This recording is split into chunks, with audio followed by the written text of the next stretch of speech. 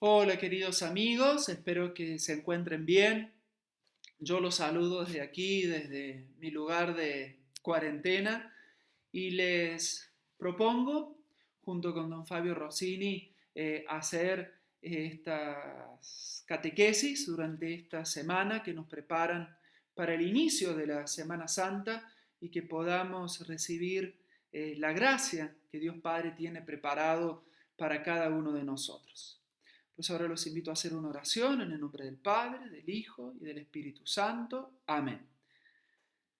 Pido, Padre Todopoderoso, lleno de amor por nosotros, que nos envíes tu auxilio del cielo, que podamos vivir intensamente esta semana, para que podamos atravesar la Pascua y llegar a ser verdaderamente hijos tuyos. A ti que vives y reinas por los siglos de los siglos. Amén. Bueno, estamos llegando al final de la Cuaresma, este tiempo tan especial que nos va preparando hacia la Pascua, y les decía que don Fabio Rossini está viviendo también estos días allí en Roma y en toda Italia con las personas que van siguiendo sus catequesis, este tiempo que es tan importante para nosotros, porque es el tiempo que Dios ha querido regalarnos para que podamos vivir la Pascua, uno de los momentos más importantes de nuestra vida. Están llegando a su fin la Cuaresma que nos recuerda los 40 días que Jesús estuvo en el desierto preparándose para dar inicio a su vida pública. Y si vamos más allá, en la Sagrada Escritura nos encontramos con los 40 años que el pueblo de Israel estuvo en el desierto, peregrinando hasta llegar a la tierra prometida. Y quiero detenerme en estos 40 años, que tienen un significado muy especial, como lo explica don Fabio, siguiendo a otros comentadores, que esos 40 años significa una generación. Es decir, de que no todos los que salieron de Egipto llegaron a la tierra prometida. Tuvo que pasar una generación. Llegaron algunos, los más ancianos, las personas que habían permanecido fieles a Dios y que luego de haber vivido 40 años ya habían alcanzado la ancianidad y llegan gracias a la fidelidad a Yahvé. Entonces nosotros tenemos que hacer Pascua, nosotros tenemos que llegar a esta Pascua siendo personas distintas. No podemos ser las mismas personas antes y después de haber vivido la Pascua. Tiene que haber una transformación interior en cada uno de nosotros. La Pascua es pasar a una vida nueva, pasar de la vida ordinaria a la vida extraordinaria de la gracia, pasar de la vida meramente natural a la vida sobrenatural de los hijos de Dios, pasar de la vida de meros hombres mortales a la vida de Cristo resucitado. Porque el hombre no está hecho solamente para esta tierra, para ser hombre, sino que estamos creados, estamos hechos para el cielo. Un antiguo padre de la Iglesia, San Ireneo de León, decía: caro capax Dei, la carne es capaz de Dios. Es decir, nosotros, en nuestro cuerpo mortal, tenemos la posibilidad de recibir la vida divina en nuestra alma. Somos capaces de recibir el Espíritu Santo, somos capaces de vivir la vida según Cristo. San Pablo dice en la carta a los Filipenses que debemos tener los mismos sentimientos de Cristo Jesús. Claro, esto parece una cosa de locos, como que debemos tener los mismos sentimientos de Cristo Jesús. Y sí, es posible, con el auxilio de Dios es posible. Debemos saber de que nosotros no vivimos la vida simplemente que nos ha dado nuestros padres, la vida biológica. Por muy agradecido que podamos estar con ellos, por muy contentos que podamos estar con nuestra vida, debemos saber de que es una vida limitada, que tendrá un fin. En cambio, con el bautismo nosotros hemos recibido una vida superior. En nosotros hay una vida que supera nuestras fuerzas. Con nuestra vida biológica nos dirigimos hacia la muerte. En cambio, con nuestra vida espiritual nos dirigimos hacia un lugar que atraviesa la muerte, que supera la muerte. Por eso no podemos quedar encerrados en esta vida, no podemos quedar encerrados en nuestros miedos, en el horror a la nada. Debemos tener la capacidad de superar nuestros límites, de vencer nuestras fragilidades, de vivir según la vida más grande que llevamos en nosotros mismos. Cuando uno se encuentra verdaderamente con el Señor Jesús, su vida se transforma radicalmente. Cuando vivimos como verdaderos hijos de Dios, nuestra vida alcanza la plenitud y allí llegamos a ser verdaderamente nosotros mismos, porque nuestras facultades se extienden, se expanden para vivir una vida de plenitud. ¿Recuerdan cuando Jesús tomó consigo a Pedro, Santiago y Juan y los llevó a un alto monte, al Tabor? Y de repente su rostro cambió de aspecto, sus cabellos, sus vestiduras. Bueno, allí Jesús les estaba mostrando a los discípulos algo que él había conservado oculto, escondido, que era su divinidad. Bueno, cuando un hijo de Dios, cuando un bautizado comienza a vivir según la vida cristiana, su vida se transforma, su vida cambia, comienza a mostrar algo que lleva oculto, comienza a mostrar una belleza que hasta ese momento pudo haber pasado desapercibida y que la gente que está a su lado se dan cuenta, algo ha cambiado en vos, sos distinto, no sos el mismo. Y que ahora esa persona ha comenzado a vivir como un hijo de Dios verdaderamente. Por lo tanto, en este tiempo nosotros tenemos que pedirle al Señor que nos dé esa gracia, que nos ayude a vivir realmente como hijos suyos. No podemos vivir en la inestabilidad de nuestras emociones. No podemos vivir en la inestabilidad de nuestros estados de ánimo, ni tampoco con nuestros mecanismos de autodefensa continuamente activados. Si un hombre está continuamente autodefendiéndose, es decir, cuidándose a sí mismo, solamente podrá amar hasta un cierto punto.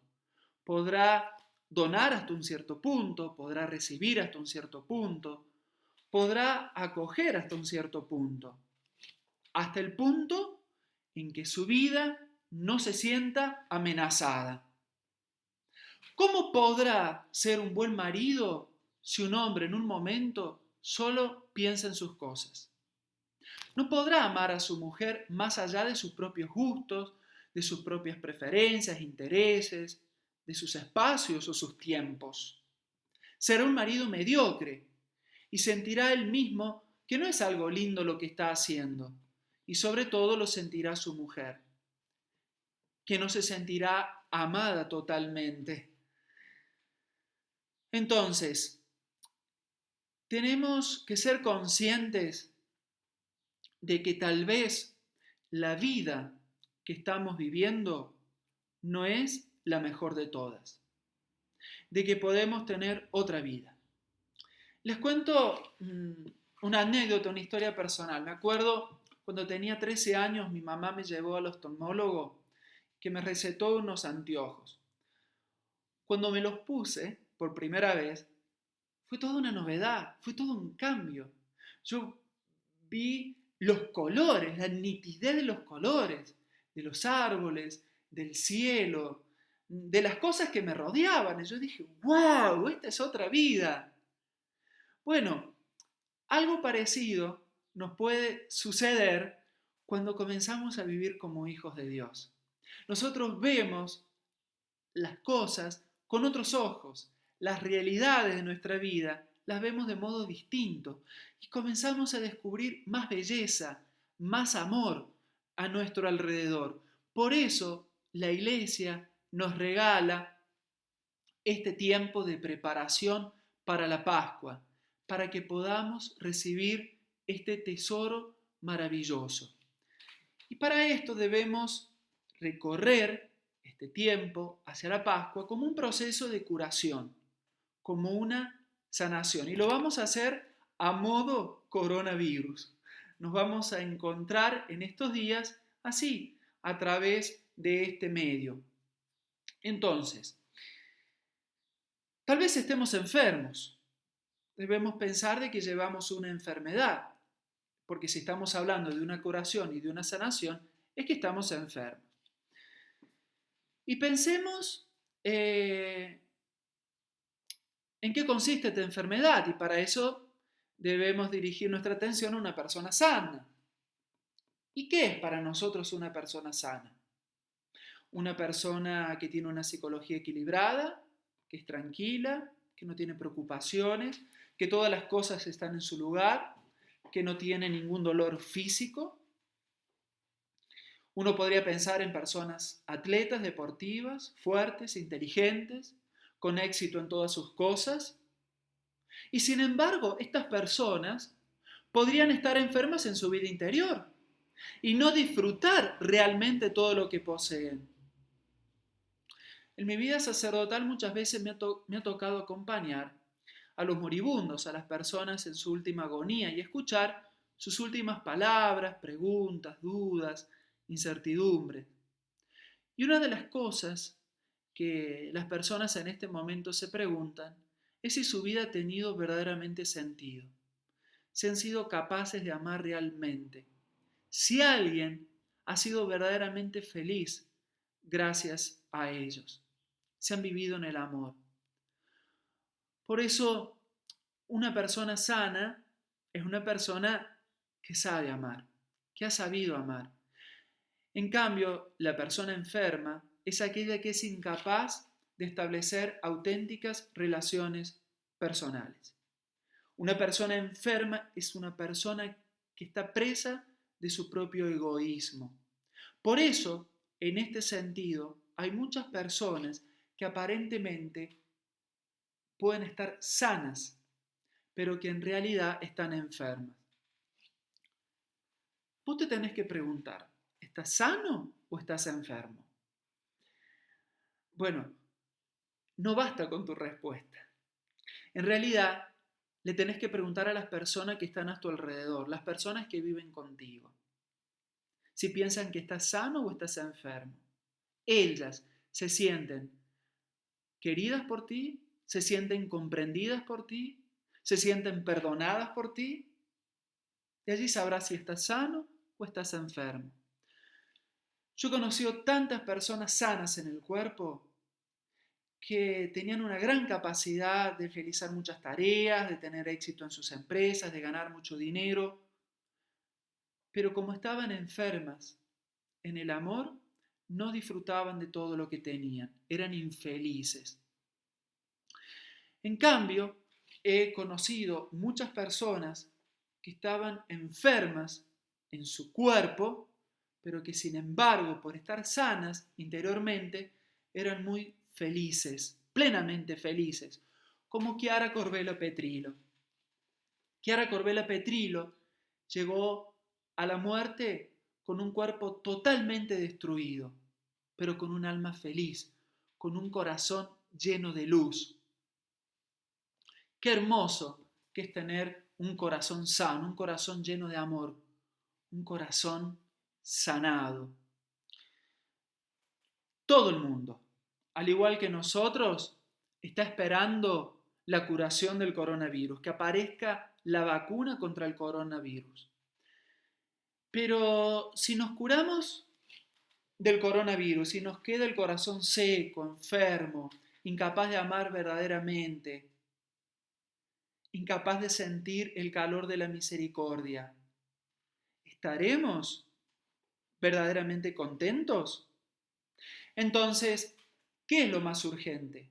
¿El alcohol en gel o la misericordia?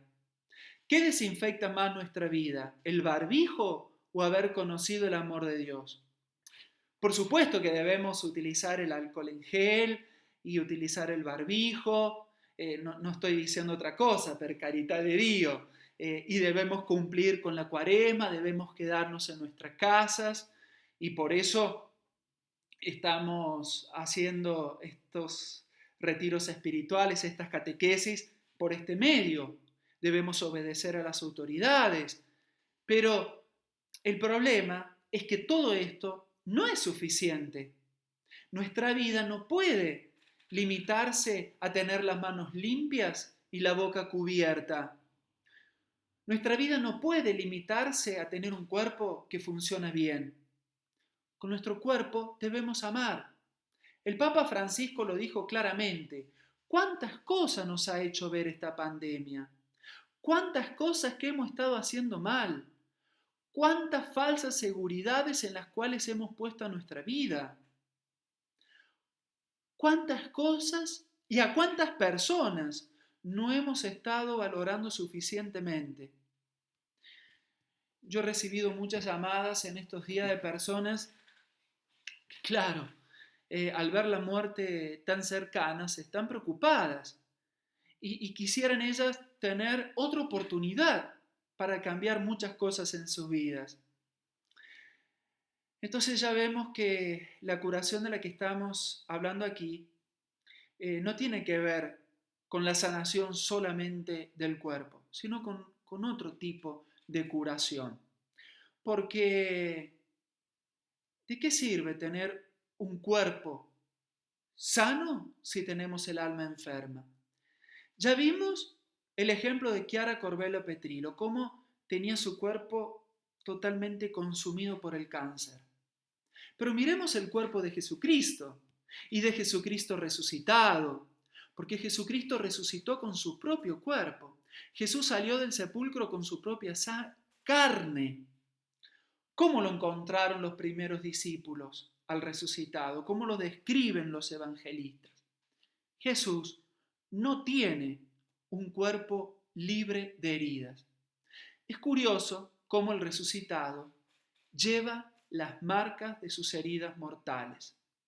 En el Apocalipsis también se presenta a Jesús, al verdadero vencedor, como un cordero degollado, pero en pie y gobernado. No sé qué piensan ustedes, pero si yo me encuentro con un degollado y me estoy encontrando con alguien que está un poquito muerto, bueno, pero en el caso de Jesús no es así. Él está vivo.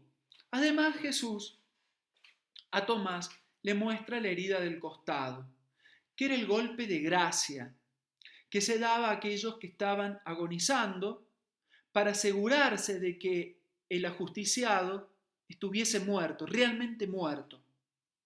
Por eso, alguien que tuviese esa herida en el costado no podía estar vivo. Y la cruz dejó también sus signos en las manos de Jesús, en los pies de Jesús. Eran los signos de una tortura mortal. Entonces, el problema acá es que la salud no consiste en no tener heridas, sino en estar vivo con esas heridas. Uy, si nosotros entendiésemos esto, qué diferente sería nuestra vida, qué diversa sería nuestra vida. Aquí no se trata de que la vida plena, la vida de hijos de Dios, no, consiste en no tener debilidades. Porque el resucitado, la meta de nuestra cuaresma, lleva en su cuerpo los signos de un sufrimiento, de un dolor. No es un cuerpo sin problemas, sino un cuerpo que ha enfrentado los problemas y que lleva los signos de esos problemas. Por otro lado, debemos tener en cuenta de que en nuestra vida vamos de camino, estamos en un continuo movimiento. Nosotros no podemos tener una visión estática de la vida espiritual, como por ejemplo pensar de que estamos en gracia de Dios o no estamos en gracia de Dios. Y muchas personas van al sacramento de la confesión para poder estar en gracia de Dios y poder comulgar. Bueno, esto no es así. A ver, sí, es así, pero quiero decir, es mucho más amplio. Hay cosas más grandes. La vida cristiana no se puede reducir a esto simplemente, como si fuesen dos estados totalmente distintos. ¿Por qué? Porque ya vemos de que podemos estar en gracia de Dios y sin embargo tener muchas faltas de amor, tener nuestro corazón llenos de pecados veniales. Y sin embargo, por otro lado, pueden haber personas que por distintos motivos estén en una condición de pecado, pero que sin embargo aman intensamente a los demás y quieren amar a Dios, quieren salir de ese estado de pecado y quieren recibir la gracia de Dios. Por lo tanto, no hay dos estados opuestos radicalmente, sino que podemos vivir una vida en la cual tenemos que enfrentarnos con situaciones muchas veces que no están en su lugar y que esperamos poder colocarlas en su lugar. Entonces, nosotros nos vamos viviendo continuamente, nos vamos moviendo y no hay un día igual a otro, no hay una época igual a la otra, no hay una situación igual a la otra. Porque mientras estemos con vida, nunca vamos a llegar a un lugar definitivo. Vamos a estar siempre en camino y vamos a tener que enfrentarnos constantemente con la debilidad, con el peligro, con las incertidumbres, enfrentarnos permanentemente con las cosas que se quieren adueñar de nuestro corazón, de nuestra vida, de nuestra libertad. Cuando comenzamos la Cuaresma, el miércoles de ceniza, se nos dieron 3 armas para que podamos enfrentarnos en esta batalla de la vida espiritual. Luego, en el Evangelio del domingo siguiente, el primer domingo de Cuaresma, escuchamos cómo Jesús utilizó estas 3 armas: el ayuno, la oración y la limosna. Cuando Jesús responde a la tentación, no solamente de pan vive el hombre, cuando Satanás le decía, di que estas piedras se conviertan en pan. O cuando Satanás le dice, tírate del pináculo del templo, porque vendrán los ángeles y te sostendrán en sus manos. Jesús le dice, no tentarás al Señor tu Dios. Y cuando Satanás le ofrecía todos los reinos de la tierra, Jesús le dice, solamente al Señor tu Dios adorarás y te postrarás ante Él. Entonces, vayamos una por una. El ayuno, la primera arma para buscar la salud integral de nuestra vida. Por el ayuno nosotros negamos un apetito del cuerpo, la negación de una función natural, si se quiere. Pero no es esto solamente. Es más, a veces te puede hacer bien ayunar para no estar de sobrepeso, para no tener otras complicaciones en la salud. Hay otros que hacen ayuno para tener una figura un poco más presentable. Bueno, el ayuno cristiano no es esto. No tiene nada que ver con esto. No es una dieta para estar en forma. El ayuno tiene que ver con el gobierno del propio cuerpo. Porque para poder comenzar con nuestra sanación interior, para poder curarnos, tenemos que aprender a dominar nuestro cuerpo, aprender a controlar nuestros apetitos. Y el ayuno nos ayuda a esto. Saber controlar nuestro deseo de comer, porque en realidad hay tantos apetitos en nuestra vida, hay tanta hambre, tantas cosas que queremos, tantas cosas que pensamos que no son necesarias, pero estos apetitos se nos vienen encima y nos ahogan. Llegamos a ser esclavos de nuestros apetitos. Estamos como condenados a una infinita fase oral, como un niño que no sale de sus necesidades básicas. ¿Cómo puede amar una persona que es esclavo de sus deseos? Quien quiera amar a alguien un día deberá desobedecer a sus propios deseos, a sus necesidades, para poder amar al otro. Deberá renunciar a algo, a su placer, a sus necesidades, a su querer sentirse querido, satisfecho, pleno, en favor de la necesidad o de la felicidad de otro. Porque han sido en esos momentos en los cuales nos hemos sentido amados de verdad, cuando alguien ha renunciado a sí mismo para amarnos. La segunda arma que Jesús nos da es la oración. Bueno, la oración sencillamente consiste en hablar con Dios. Y para hablar con Dios se necesita disciplina. Tenemos que dedicar un tiempo, un espacio y sobre todo la disciplina de nuestros pensamientos.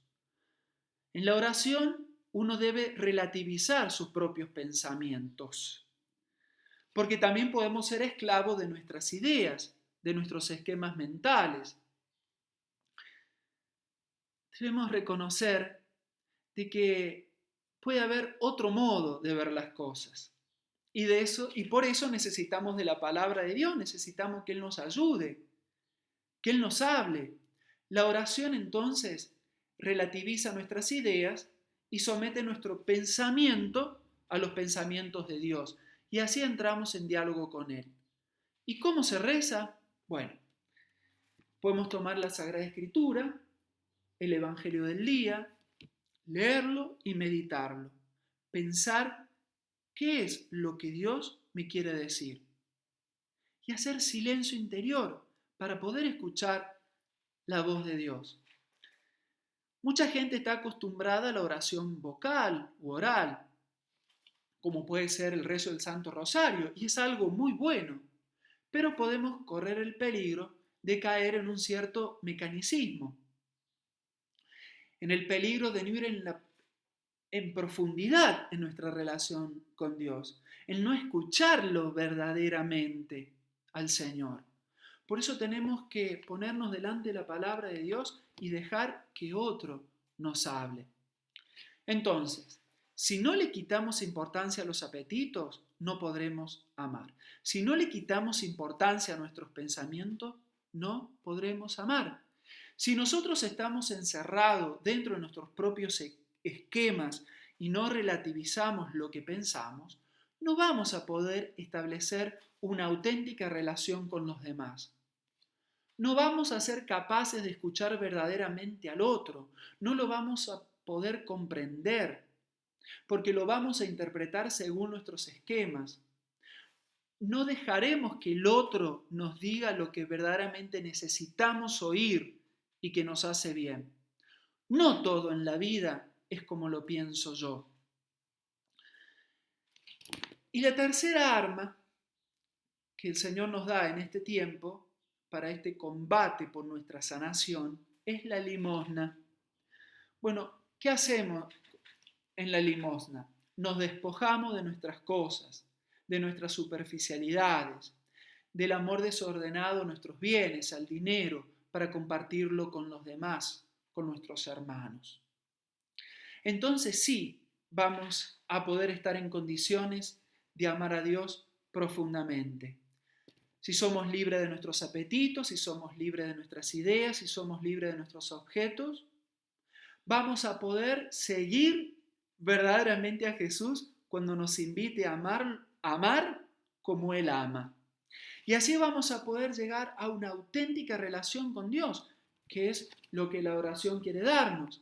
Y amar verdaderamente a nuestros hermanos, amarlos con un corazón generoso.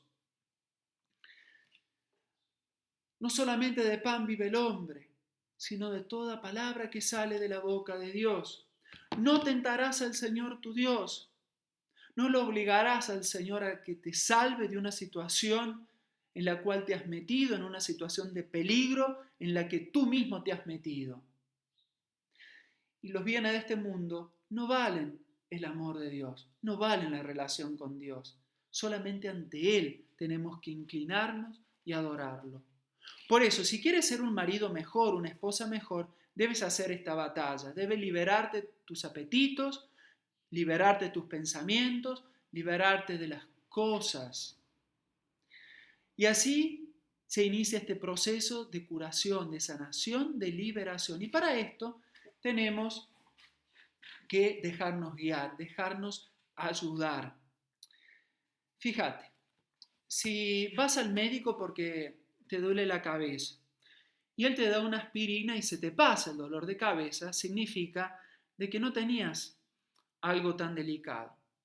En cambio, si el médico te da otro turno y te pide que te hagas análisis, que te hagas placas, una tomografía, bueno, parece que la cosa no es tan sencilla. Y si el médico te dice que debes iniciar la quimioterapia o rayos, bueno, ahí sí es que tienes algo verdaderamente serio, delicado. Bueno, ¿cuál es el tratamiento que Dios Padre ha querido para nuestra vida? Si para nuestra salud, para nuestra salvación, hubiese bastado una instrucción, una ley, ya estaba la Torá, ya estaba el Antiguo Testamento, bastaba conocer las reglas y listo. Y si bastara simplemente que a Jesús lo encontrásemos, lo mirásemos a los ojos, hablásemos con Él, nos dijese una palabra, y bueno, sería suficiente. No hubiese sido necesario de que Él se encarnase en María Santísima, naciese virginalmente, que fuese condenado, que fuese crucificado, que fuese sepultado para resucitar al tercer día. Bueno, a ver, ¿nos vamos dando cuenta de lo que era necesario para nuestra salvación? Para nuestra curación se necesitó que Cristo muriese en la cruz, que Cristo fuera triturado, que entrase en la tumba, que saliese vivo al tercer día. Para nuestra sanación interior fue necesario que el más bello de los hijos de los hombres fuese masacrado. Para que Jorge se salvase, se necesitaba la sangre de Cristo, porque yo no fui comprado con cosas corruptibles como el oro y la plata, como dice la primera carta del apóstol San Pedro. Mi sanación se consigue con la muerte y resurrección de Cristo, y yo necesito ser amado así, si no, no puedo curarme. Para ser dueño de mi propio cuerpo, para poder renunciar a mis pensamientos, para negarme en mis bienes, yo necesito ser amado de verdad. Debo sentir un amor que colme mi corazón. Y necesito reconocer que Cristo ha muerto por mí. Solo el amor sana el corazón humano. Aquí no hay técnicas, no hay disciplinas, no hay obligaciones, sino cuando el amor de Dios toca un corazón, allí ese corazón comienza a curarse y empieza a amar. Y nada menos que eso. Se necesita que cada uno de nosotros pueda experimentar de verdad el amor de Dios. Y eso es lo que vamos a hacer en este tiempo. Vamos a ayudar a que cada uno pueda encontrarse con Dios. Es lo que esperamos hacer a lo largo de esta semana. En el nombre del Padre, del Hijo y del Espíritu Santo. Amén.